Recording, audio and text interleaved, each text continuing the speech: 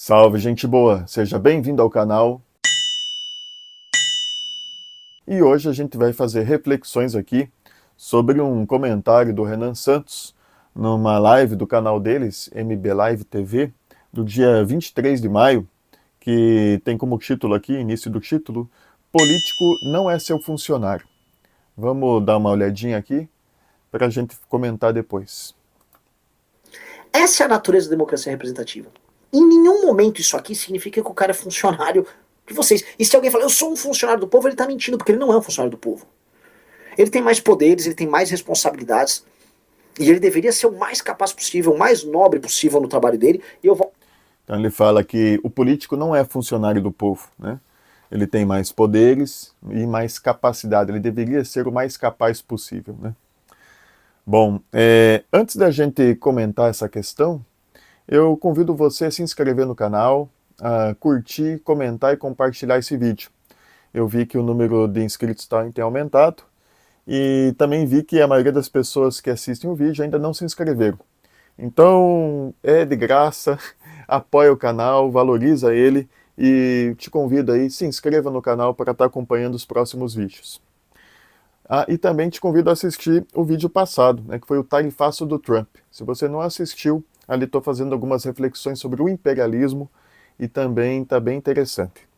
Bom, vamos então ao vídeo de hoje.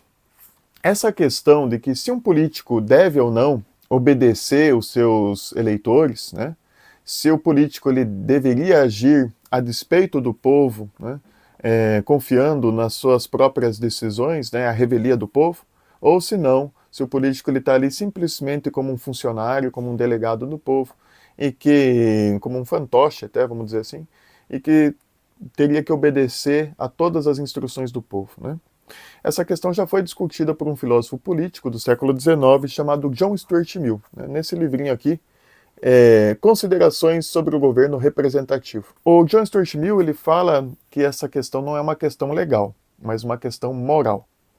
Claro, a não ser em casos de abuso de poder por parte do político. Aí sim ele vai estar cometendo uma ilegalidade e a questão passa a ser legal. Mas um político que decepciona o seu eleitor, né, que age diferente do esperado, isso não é ilegal, né, e a gente vai questionar se isso é moral ou imoral. E o argumento dele é o seguinte: existem pessoas com faculdades mentais superiores, ou com mais conhecimento, com mais estudo. Estas pessoas mais capazes seriam elas que deveriam ser escolhidas para ocupar os cargos públicos, os cargos políticos. Até porque política mexe com o destino coletivo de todo o povo, então deveria ser assim a pessoa mais competente para tomar as decisões. Aí, se as decisões da pessoa com mais capacidade fossem as mesmas, né, do eleitor comum, do cidadão médio, daquele que tem menos estudo, qual a vantagem de você ter estudado mais, né, de você ter mais conhecimento, se no final das contas a tua conclusão e a conclusão do povo serão as mesmas, né? Não há vantagem nenhuma então de ter estudado mais. Então, paradoxalmente, quando o eleitor reconhece que ele tem que votar em alguém com mais conhecimento, ele deveria esperar que esta pessoa não fizesse as suas vontades. Ele deveria confiar que esse político, sendo mais capacitado, vai tomar decisões diferentes daquelas que ele esperaria. Esse é o argumento, então, do John Stuart Mill. Mas aí a gente tem também um contra-argumento, porque nem todas as questões elas devem ser resolvidas de um ponto de vista puramente técnico, né? Por exemplo, questões como o aborto e a pena de morte. Você pode ter ótimas informações, né, tanto a favor quanto contra. Mas não é por um conhecimento técnico, econômico, que essa questão se torna crucial. Ela está dizendo muito mais respeito a valores morais, que tornam assim cruciais e decisivas essas questões, né? O que de fato decide se você é a favor ou contra a pena de morte não vai ter a ver com ou o aborto, né? Não vai ter a ver com índices econômicos, por exemplo, né? vai ter muito mais a ver com os seus valores, né? Vai ter muito mais a ver com a moral. E se um político ignorar, né, a moral do povo, né, a vontade popular, ele vai correr o risco de, nessas questões cruciais, que tem mais a ver com uma ordem moral do que com uma ordem técnica, ele vai correr o risco aí de ter o seu mandato impeachmentado, né, ou mesmo de não ser eleito aí nas próximas eleições.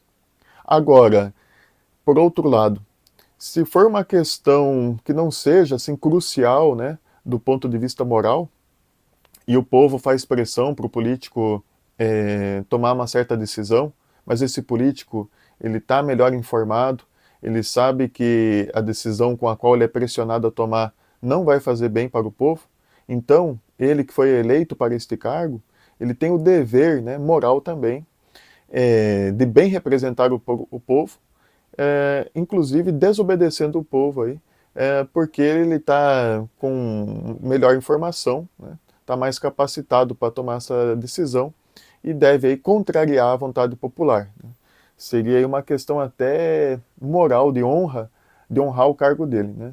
Ele está ali para o benefício do povo e às vezes o benefício do povo não é fazer a vontade do povo. Então a gente podia pensar em dois panoramas, um panorama de total conformidade com a vontade do povo e um panorama de total inconformidade com a vontade do povo. No panorama da total conformidade, corre o risco aí de haver um demagogo, aquele político que faz tudo o que o povo quer, mas sem se preocupar com o bem do povo, né? Mas aí, agradando as massas, ele procurar se manter no poder, agradando as massas, né?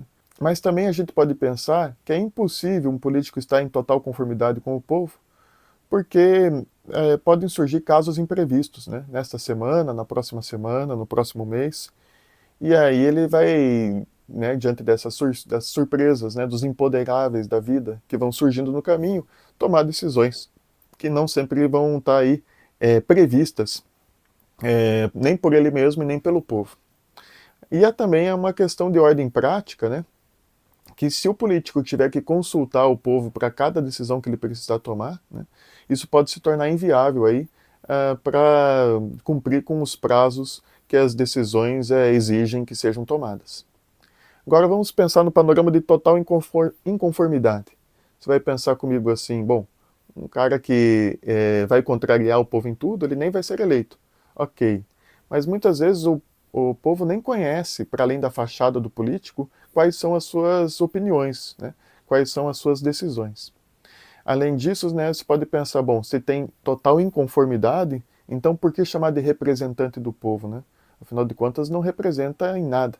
Concordo. Mas a gente tem que pensar também em outras questões. Porque pode acontecer do político mudar de opinião. Então ele estava em conformidade com o povo, e aí ele mudou de opinião e entrou em desconformidade, inconformidade. Ou pode acontecer do próprio eleitor, num primeiro momento, discordar do político e mudar de opinião e passar a concordar, ser persuadido pelos argumentos do político. Ou o contrário, né? Dele estar concordando com o político e o eleitor mudar de opinião e passar a discordar, né? Também pode acontecer de ter uma inconformidade numa causa específica política, mas ter conformidade com as demais causas, né? Num ponto específico, mas conformidade com os demais pontos. E também pode acontecer de um político estar em inconformidade com um eleitor e estar em conformidade com outros eleitores, né? Então, esses extremos, né, de total conformidade e total inconformidade, eles parecem assim ser impossíveis, né? Agora, vamos refletir sobre essa questão do político capaz, né? A gente já viu que nem toda questão política é de ordem técnica. Mas é comum que os eleitores falem assim que é necessário que um político tenha ensino superior, por exemplo, para ser político. Aqui a gente faz umas revelações interessantes, né? Porque tem grandes políticos, né, ou pessoas consideradas muito capazes, que não têm ensino superior, né? E pode surpreender você, né? Então, uma dessas pessoas é o presidente Lula, né? Ele tem formação técnica, né? Ele é metalúrgico, mas não tem ensino superior. Mas aí você, de repente, não gosta do Lula, né? E vai torcer o nariz e vai falar assim, mas o Lula não tem ensino superior e não é um exemplo de grande líder, né? Talvez para você não, né? Mas é reconhecido aí internacionalmente que sim. Mas um outro presidente que não tinha ensino superior era o Abraham Lincoln, né? Que ele era aí um autodidata. Também um outro líder de Estado que não tinha ensino superior, tinha formação militar, né? Mas não tinha uma faculdade universitária, foi o Winston Churchill, né? Então aí são outros políticos que não tinham ensino superior. Também não teve ensino superior o Bill Gates, o Mark Zuckerberg e o Steve Jobs, né? Inclusive, para quem é fã do Elon Musk, né, ele tem ensino superior, mas ele tem algumas declarações aqui, né, como a gente vê na revista West, uma reportagem aqui de 27 de dezembro de 2020. Elon Musk, você não precisa da faculdade para aprender coisas, né? É o que ele fala aqui nessa reportagem. E ainda o Elon Musk aqui, no site Olhar Digital, né, de 12 de março também de 2020, Elon Musk diz que faculdade é para se divertir e não para aprender, né? Então, às vezes, essa supervalorização do ensino superior, né, não que ele não deva ser valorizado e reconhecido, né, mas essa supervalorização não está tão assim diretamente relacionada a você ser um grande empresário, um grande político, a saber tomar boas decisões. Mas muitos eleitores falam que sim, né, que tem que ter o ensino superior. Só que se a gente fosse espelhar essa régua, né, então também os eleitores deveriam ter ensino superior. E a gente sabe que a maioria dos eleitores não tem ensino superior. E muitos dos que falam que o candidato deveria ter, não gostariam de que se espelhasse essa regra, né? Então falasse assim para ele, né? Ah, tu acha que o político tem que ter ensino superior?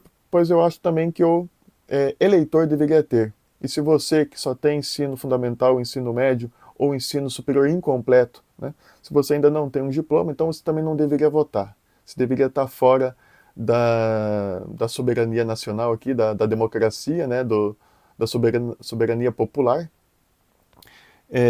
Você é um povo, mas um povo que não pode votar. Você não vai participar das eleições. Os teus direitos políticos serão aí limitados, porque você não sabe escolher o que é certo, o que é errado, o que é bom, né, o que é melhor, o que é pior, porque você não tem ensino superior.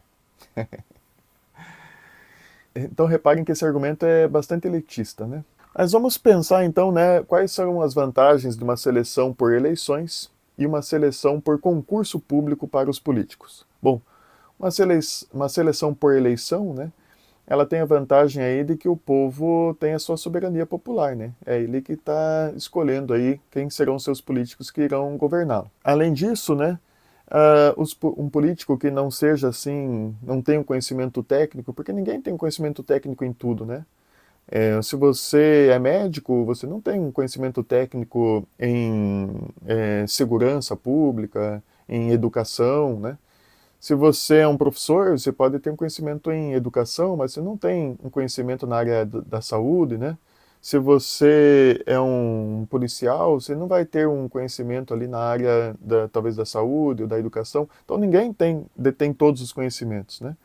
Por isso que tem essa equipe de assessores que você pode, né, se você tiver fazendo um trabalho sério, né, se munir de pessoas bem capacitadas ao seu lado, né, para coletar essas informações, né, necessárias para que você tome uma decisão enquanto político. Bom, ponto negativo, né, das eleições é que muitas vezes no processo eleitoral, né, os partidos que conseguem angariar mais dinheiro, eles acabam tendo aí um resultado favorável, né? Porque o dinheiro, as propagandas, consegue aí reverter a opinião popular a seu favor, né? E com relação à seleção de políticos por concurso público, né? Digamos que eles fizessem uma prova, né? Mas beleza, né? Se fala, ó, esse cara é capacitado, né? Ele passou. E também não sei se ia impedir o nepotismo também, né? Por um lado, seria selecionado quem passou na prova, mas uma vez que você passou, você também pode estar pegando como assessores ali teus familiares, né? Então, não sei até que ponto o concurso público aí impediria o nepotismo na política. Mas um ponto é esse, né? Essa prova teria que tipo de conhecimento? Conhecimento de leis, de direito, né? Então, todo aquele que é formado em direito teria vantagem aí, nesse concurso. Teria questões de economia, então todo aqueles que é formado em economia teria aí vantagem nesse concurso, né? A gente vê como é difícil o concurso do Instituto Rio Branco, né, para ser diplomata, né? Então, somente pessoas aí com uma formação fora da curva, né, uma formação muito rara, seriam capazes de se tornar eleitas, né? Então, o processo de seleção ficaria muito elitizado, né? E também nessas provas, né, quem garante que essas provas vão ser neutras, né? Porque podem ter questões com abordagem marxista, podem ter questões com abordagem mais liberal, né? E qual seria o gabarito dessa prova, né? Bom, gente, então fica aí as minhas reflexões para vocês. E você, o que você acha, né? Que um político ele deve ter autonomia para tomar decisões porque ele estaria com melhor imbuído de informações em relação ao povo e deveria ter autonomia para tomar decisões a despeito do povo, né? Que isso varia caso a caso, né? Em questões fundamentais, cruciais de valores morais, ele tem o dever de representar o povo, né? A vontade popular, mas em questões assim menos cruciais, ele teria mais liberdade para tomar suas decisões baseado aí num conhecimento técnico? Será que o que torna alguém um bom líder pode ser medido aí por uma prova, né? Ou teria que ter aí a prática, né? Bom, essas são as reflexões que eu deixo para vocês e até o próximo vídeo. Tchau, tchau.